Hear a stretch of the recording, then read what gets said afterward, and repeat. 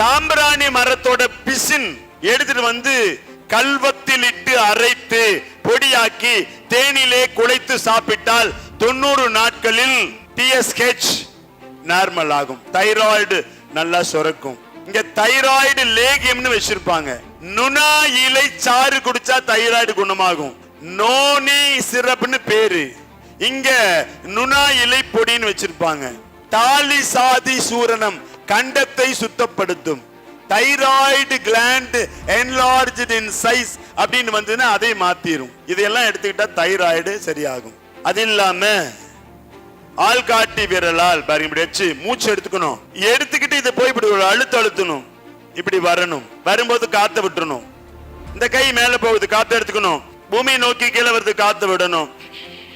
இந்த கையில காத்து எடுத்துக்கணும், காத்து விடணும்.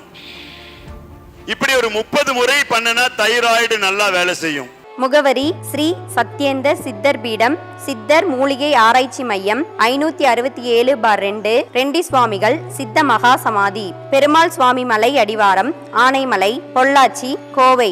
தொடர்புக்கு தொலைபேசி எண் 9344833157.